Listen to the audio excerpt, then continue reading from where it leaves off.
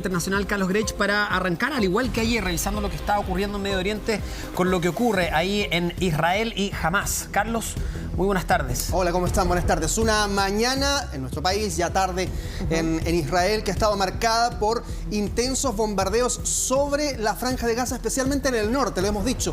En el norte de la Franja, específicamente en la ciudad de Gaza, en barrios sobre el norte, hay precisamente una intensificación de los ataques por parte de las fuerzas israelíes y por lo tanto se genera ahí también la atención respecto de los civiles que puedan ser blanco de estos mismos ataques, más allá de que la intención obviamente es desarticular al grupo Hamas. Ya se ha sabido desde el día de ayer que hubo 12 líderes políticos al menos de Hamas que han sido abatidos, pero todavía obviamente queda una cúpula importante del ala militar de Hamas que sigue en la Franja de Gaza articulando los ataques también que han sucedido hacia el norte del territorio israelí. En el Líbano ha habido algunos bombardeos esporádicos de acuerdo a lo que han indicado algunas agencias internacionales. Y también la otra información es el desplazamiento de 300.000 hombres, 300.000 soldados de la fuerza israelí que se han desplazado justo en la frontera de Gaza, en la frontera norte. Están allí en ese lugar esperando la instrucción para ingresar al territorio gazatí. Claro, nunca se había visto un movimiento de tropas de este nivel, no tiene precedentes. De ahí la preocupación de lo que pueda ocurrir en las próximas horas por la situación también humanitaria en Gaza. ¿Qué es lo que ocurre respecto a la situación de los rehenes? Porque eso es lo que también ahí generaba preocupación ante cualquier operación que vaya a realizar Israel. Sí, la verdad es que no ha habido ninguna información respecto de alguna eventual liberación de rehenes, por ejemplo, que es la noticia que están esperando los familiares de muchos de ellos. No hay ningún video, no hay ningún registro, porque ustedes saben que esto es... La toma de rehenes por parte de Hamas es propagandística. Ellos lo que buscan es generar temor, pero además establecer una cierta moneda de cambio. Buscan que esos que haya rehenes negociaciones después, claro, ¿no? que sean intercambiados por prisioneros palestinos que puedan estar en las cárceles israelíes. Ninguno de esos elementos ha sido concertado hasta ahora, no hay información de aquello, por lo tanto... O al menos públicamente. Claro, se estima que hay todavía al menos 100 rehenes en poder de las fuerzas de Hamas. La mayoría de ellos debiesen estar al interior del territorio de la Franja de Gaza. Claro, y con los bombardeos que hay hasta ahora, también una situación bien dramática la que se está viviendo ahí en Gaza. Claro, porque hemos visto que los bombardeos han arrasado con algunos barrios, específicamente de la ciudad de Gaza, ahí dentro de la franja, y por lo tanto no hay confirmación, por ejemplo, de cuántos civiles pudieran haber sido afectados por estos bombardeos, más allá de lo que ha ocurrido con los líderes de Hamas. Eso por un lado. Y por otro lado, la alimentación eléctrica, que ya había sido cortada por parte de Israel para buena parte del territorio de la Franja de Gaza, pero obviamente quedaban algunos servicios de emergencia, ambulancias, hospitales, que estaban funcionando con generación propia. Claro. Y ya se ha informado que prácticamente están en el límite de su capacidad, debiesen quedar también esos servicios de emergencia sin suministro eléctrico. Ahora, también Israel al ingresar, no sé cómo van a tener identificados a los miembros de Hamas, porque el gran problema, y por eso también probablemente lo que estamos viendo en pantalla, que es lo complicado, que se prepara una gran ofensiva, es cómo se va a acometer, cómo se va a desarrollar esta ofensiva, teniendo que diferenciar entre los civiles y los miembros de Hamas. Sí, y la verdad es que la historia cuenta que cuando ha habido ciertos puntos de ataques por parte de las fuerzas israelíes a Hamas en la Franja de Gaza, y han sido muy acotados, muy específicos en determinados momentos de los últimos años, de todas formas han muerto civiles, han muerto familias con mujeres y niños. Esa distinción es muy difícil de utilizar, porque además las fuerzas de Israel lo que argumentan es que Hamas utiliza como escudos humanos a estos civiles, a estas mujeres y niños. Algo que Hamas rechaza y que ha dicho efectivamente no es parte de la verdad, que ocurre en medio de los bombardeos más bien genéricos que hace Israel y donde no hay posibilidad de hacer transmisiones. Lo que han esgrimido también en estas últimas horas es que este ataque que ellos recibieron fue ataque precisamente contra civiles. Claro. Por lo tanto, también allí se genera esa sensación de que hoy día quedan en medio del fuego cruzado todos los civiles que están de uno y otro lado. ¿Y la comunidad internacional qué ha dicho respecto a esto? ¿Se ha manifestado respecto a a esta ofensiva que se está preparando? A ver, ¿O este despliegue de tropas? No, sobre el despliegue de tropas todavía no han hablado. Estamos esperando una declaración de la Casa Blanca, por ejemplo, que ayer ya había anunciado que prestará toda la ayuda que sea necesaria a Israel. Eso es un respaldo absoluto y restricto. No hay ningún límite para ese apoyo por parte de Estados Unidos y por lo tanto allí se genera cierto temor respecto de cómo se materializa esto. Había una información respecto de los buques, de los portaaviones que se iban acercando. Nada de esto ha sido confirmado todavía respecto de si van a participar o no de alguna operación. Es muy probable que no, dado que el volumen todavía de los ataques permite a Estados Unidos mantener eso a raya. El punto es que las personas, los civiles que están en Gaza, no tienen mucha posibilidad de hacia dónde escapar, ¿no? No, no hay ninguna prácticamente. No la había desde antes. Y bloqueado. La Franja de Gaza está bloqueada desde mucho antes de que se iniciara el sábado esta arremetida de Hamás. Pero más allá de eso, hay un punto específico que es el paso de Rafah, en la frontera con Egipto, en el sur de la Franja de Gaza. Ese paso está abierto. Pero no es como que un gazatí pueda llegar y cruzar y decir voy a cruzar con mi pasaporte palestino. Piden 1.000 documentos para pasar, porque Egipto se quiere proteger de que dentro de las personas que crucen no haya terroristas de Hamás. Y entonces el paso sigue siendo complejo. Aún así, habían abierto algunas compuertas el día de ayer, algunos pasos allí en Rafah, en Egipto. Es un galpón gigante, pero que ya veíamos había sido incluso atacado también por las fuerzas israelíes durante la tarde. Por lo tanto, se torna todo mucho más complejo. La ONU está pidiendo este corredor humanitario allí en ese lugar, pero las condiciones son muchísimo más difíciles incluso que hasta antes del sábado. Y Egipto no se quiere meter en esos problemas, ¿no? No, Egipto lo único que quiere es que se solucione esto lo antes posible, porque tiene frontera con ambos territorios, con Israel, con Gaza, tiene intereses de que no haya bombardeos en su zona, de que algunos egipcios no caigan dentro de estos ataques, y por lo tanto también allí Egipto, que es una gran potencia de la zona norte de África, está también tratando de buscar que no haya civiles ni personas egipcias que sean víctimas de este conflicto. Carlos, y lo que nos contaba respecto a Estados Unidos, que es importante, porque claro, se habla de la movilización de portaaviones, etcétera, de navíos, ¿no? Y que todavía la situación no amerita la intervención de ellos. ¿Esto se hace también para qué? Para dar luces y para mostrar apoyo hacia Israel, siempre y cuando otros países también den su apoyo, por ejemplo, Hamás. Ayer hablábamos del caso de Irán, de Irak. Sí, del Líbano. Claro, la verdad es que lo que busca Estados Unidos siempre es refrendar su posición de liderazgo en el concierto internacional. Es decir, nosotros somos el paraguas que cubre a Occidente y también a Israel en este caso. Pero más allá de decir solamente apoyamos a Israel, es como apoyamos a Israel y acá estamos. Claro, evidentemente, porque lo que ocurre es que esas son muestras de liderazgo también estratégico. Táctico, claro. Que avanzan mucho más allá de, por ejemplo, el apoyo que la Unión Europea hace en términos financieros, en términos del discurso también, que es mucho más pausado ese apoyo por parte de la Unión Europea, que incluso están más cerca, podrían ser mucho más ágiles, no lo son. Pero también tiene que ver con la prudencia que guarda la Unión Europea y que Estados Unidos no estima necesaria guardar en ese sentido. Estados Unidos ha sido mucho más aliado históricamente de Israel que lo que ha sido la propia Unión Europea en muchos aspectos. Por eso es que ellos de inmediato actúan, realizan reuniones, llamado directo entre Biden y Netanyahu, ese teléfono es súper directo y por lo tanto se genera una sensación de que Estados Unidos es la gran potencia detrás de esto.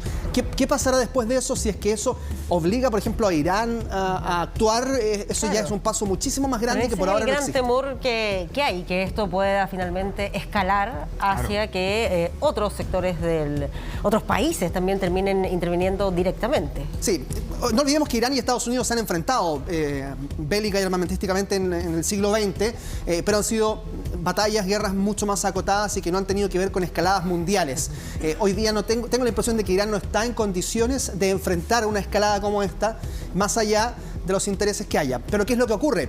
Que ideológicamente está Rusia, está China detrás, que han dicho que están en contra de cualquier ataque directo sobre los civiles de Gaza. Entonces allí se genera si uno empieza a abrir el espectro, hay un poco más de preocupación, pero todavía queda bastante para eso. Quisiéramos ser cautos también en eso. Vamos a revisar imágenes también de lo que ha estado ocurriendo en las últimas horas. Algunos registros que se han ido revelando de a poco. Miren, en la parte superior derecha de su pantalla, aquí a un costado y ahora pantalla full, vamos a ver un registro que se viralizó el día de ayer y que fue verificado también su veracidad por la agencia Reuters. ¿Se acuerdan de la fiesta, no? La fiesta Supernova, Tribe of Nova, allí donde murieron 260 personas que estaban en esta fiesta electrónica. Bueno, un grupo de jóvenes intentó escapar en auto. Tomaron un auto, toman la carretera, la cámara del auto ve cómo van avanzando, ellos piensan que escaparon ya de las balas que estaban allí en el escampado, pero de pronto se encuentran con distintos milicianos de Hamás que comienzan a dispararles de inmediato sobre el automóvil, y lo que usted está viendo es ya hacia el final de este video, que es cuando el auto ya sin control... No, lo más triste es que uno presume que el auto sin control llega porque fueron heridos las personas, incluso el chofer del auto, digamos. Exacto, ahí está. Ahí, mira, se aprecia inmediatamente cómo les disparan. Y ya no hay forma de escapar. No, y son varios los disparos hasta que probablemente la persona ya... O sea, yo imagino que esa persona, el chofer murió, ¿no? Porque fue atacado. Es lo más con probable. bala. Reuters ha identificado el lugar y ha dicho que ha identificado a las personas como víctimas de estos ataques de Hamás, aquellos que iban arriba de este automóvil. Eran jóvenes que estaban participando de la fiesta y que fallecen producto de también este encuentro con Hamás. Otro video que vamos a revisar y que también fue verificado por la agencia Reuters porque logró dar con el lugar y con la hora incluso en que fue este ataque, muestra a un miliciano de Hamás, ahí está, escondido en unos arbustos. Otro de ellos cruza hasta la caseta. Esto no es un puesto de control militar. Esta es la puerta de entrada a un, podríamos decir, un condominio. Un kibutz pequeño, pero es un condominio, es un lugar habitado. Era las 5:56 de la mañana, usted lo está viendo ahí en pantalla del día sábado. Los ataques en general comenzaron a eso de las 6 de la mañana. Es decir, esto es casi el inicio de todo el ataque allí, en una de las zonas atacadas cerca de estos kibbutz en territorio israelí. Y ustedes van a ver que entra por la ventana, no sé si mata al portero o lo eso ataca. No lo alcanzamos a saber y Reuters no lo especifica, no pero lo que sí sabemos es que se esconde. Sí. Llega esta familia y vamos a dejar la imagen hasta ahí porque es muy cruda, obviamente, que no queremos herir susceptibilidades de imágenes sensibles que se han viralizado por montones. Por supuesto. Pero lo que ocurre allí es que ese miliciano le dispara al automóvil y luego ambos, tanto el que estaba escondido por atrás como el que estaba en la caseta, escapan. El automóvil ya a esa altura va a la deriva con las víctimas, que es una familia que estaba saliendo de su casa a las 5:50 de la mañana. Y que es lo llamativo, ¿no? De lo fácil que finalmente fue vulnerada la seguridad en general en todo ese sector de Israel. Entiendo que hay otros registros también. Y sin mediación, sin nada, llegó y le disparó sangre fría, no esperó nada. La familia tuvo la mala suerte de salir a esa hora y encontrarse con estos terroristas ahí en la entrada del condominio. Claro, son parte de las imágenes que se han ido conociendo de una serie de ataques que marcaron la mañana del sábado. Entre ellos, ya lo hablábamos, lo de la fiesta, ¿no? La fiesta Tribe of Nova, fiesta electrónica. Bueno, algunas mujeres alcanzaron a escapar. Ya veíamos este grupo que trató de escapar en un auto. Otro grupo de mujeres que iban a subirse a este automóvil, ven de pronto que llega una camioneta con milicianos de Hamás. Ahí está la imagen. Y ellas deciden entonces esconderse para evitar ser capturadas. Dejan abandonado ahí el automóvil blanco que ustedes ven ahí en pantalla. Los milicianos comienzan a buscar quienes iban alrededor del auto porque la misión que ellos tenían y que lo hemos sabido es matar a cualquier israelí que se les cruzase. Ahí la encontraron. Ahí estamos viendo que de pronto ellas quedan en medio del fuego cruzado porque aparecen también fuerzas israelíes que estaban tratando de combatir a los milicianos de Hamás. Se ven justo en el fondo de la pantalla. Y entonces ellas lo único que atinan a hacer es a esconderse para evitar ser víctimas, ahora ya del fuego cruzado, ¿no? De las balas que iban de uno a otro lado entre los milicianos de Hamás y los soldados israelíes. Es una muestra más, ahí eran las 7:40 de la mañana, también muy temprano, y mientras ocurría la masacre en la zona del festival, los que intentaban escapar se encontraban con este escenario. ¿Y finalmente fueron rescatadas estas mujeres o no se sabe? De acuerdo a lo que se ha informado, logran ser rescatadas. Sí, porque ahí los que venían atrás estaban tratando de rescatarlas, me imagino. Claro, esa es la intención, evitar que quedasen presas del fuego de Hamás. Pero es impresionante cómo se han ido conociendo estos registros de aquellos que corrieron la suerte eventualmente de escapar o no, pero que salieron de este terreno donde primero veían a estos paracaidistas llegar y pensaban que era parte de la fiesta y luego se dan cuenta de que no, cuando empiezan a disparar, apenas atinan algunos a esconderse y otros simplemente quedaron en medio del fuego. Y lo llamativo, la gran cantidad de personas que finalmente logran entrar. ¿Qué pasa ahí en términos de seguridad? ¿Se ha hecho el análisis ahora posterior en Israel? Es muy poca la autocrítica todavía que se ha escuchado por parte de Netanyahu, que está formando un gobierno de unidad en estas horas, lo ha logrado de acuerdo a lo que se ha indicado, pero la verdad es que todavía hemos escuchado solo voces israelíes que dicen que no es tiempo de buscar responsables. La pregunta es ¿cuándo va a ser el tiempo de buscarlos? La inteligencia israelí quedó absolutamente disminuida en su imagen, en su prestigio y en lo que ellos buscaban mostrar, que eran infranqueables. fueron absolutamente vulnerables durante el día sábado y lo siguen siendo de alguna manera todavía hasta hoy, porque si bien hoy día ya no hay milicias que puedan haberse escondido y que puedan seguir combatiendo en territorio israelí, los bombardeos han seguido sobre la zona de Israel. Sí. Dentro de lo que por supuesto está ahí muy pendiente, tiene que ver con la situación de un chileno, que también entiendo estaba ahí en ese momento. Sí, a ver, hay varios chilenos de los que hemos estado siguiendo sus historias. Hablamos con la mamá de un chileno que está combatiendo, es parte de las fuerzas israelíes. Ah, ok, ya. Está combatiendo en la Franja de Gaza, es la información que tiene ella hasta ahora. Sabemos que no hay todavía una operación terrestre, que está a la espera, pero la mamá dice, lo último que supe de mi hijo es que ya está en la Franja de Gaza. Tenemos esa declaración de esta mamá de un soldado chileno, parte de las fuerzas israelíes. Mi hijo está en este momento en Gaza y yo estoy muy angustiada, muy preocupada por él. Porque si bien es cierto, no están adentro, pero están como tirando misiles.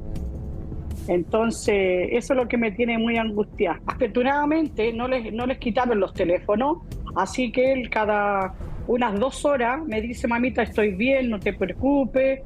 Después me dice, mamá, voy a cortar el teléfono, lo voy a apagar para que no se me gaste la batería, y así. Siempre me está avisando porque yo soy muy nerviosa. Yo vivo en la parte más conflictiva que tiene más o menos Israel, es muy cerca de Gaza, es muy peligroso. En este momento están tirando cerca de donde yo vivo a 40 minutos. El día que empezó esto, yo estaba en mi casa. A las 6 yo menos mal que me había despertado a las 5:30, a las 6 siento la primera alarma. La alarma suena en todo el país. Y yo corrí, yo no tengo dónde esconderme. El Miruim es cuando lo llaman, algo que se llama el Tzav Shmone, que es como el número 8, que decía urgencia, que tenéis que irte al ejército. Mi hermano estaba conmigo en la casa y le llegó. Al momento que le llegó, al mismo día lo vinieron a buscar y se fue. Estuvo 2 días en una base llenando los tanques y se fueron a la Franja de Gaza. Él terminó su ejército, él tiene más grande que yo. Yo tengo 29, él tiene 31 y mi otro hermano tiene 37, si no me equivoco. Mi hermano grande, el más grande, era Golani, que era como algo... Son como los combatientes, los que entran primero, pero él ya no hace, ya por su edad, terminó. Y mi hermano de al medio, Joel, que tiene 30 años, 31, claro, tuvo que ir al tiro. El trabajo no te puede decir nada, o sea, lo primero acá es el ejército. Bien, ahí estaban entonces las declaraciones de la familia de este chileno que, reiteramos, es parte de las fuerzas israelíes. Hay allí también preocupación por el futuro de él porque, claro, están a la espera de una gran operación militar por tierra que va a comenzar en cualquier momento. Es inminente. Van a ingresar, van a cruzar esta frontera que no había sido, cruzada por las fuerzas israelíes por tierra desde hace bastante tiempo, porque se mantenía todo en este bloqueo absoluto por parte de Israel a Gaza, pero en definitiva no había operación militar. Ahora la hay, dados los antecedentes que han tenido por parte de Israel respecto de las operaciones de Hamas en su contra. Sí, lo que tú decías hace un rato es que dentro de las últimas informaciones aparece que por este bloqueo Gaza efectivamente se queda sin electricidad, ¿no? Sí.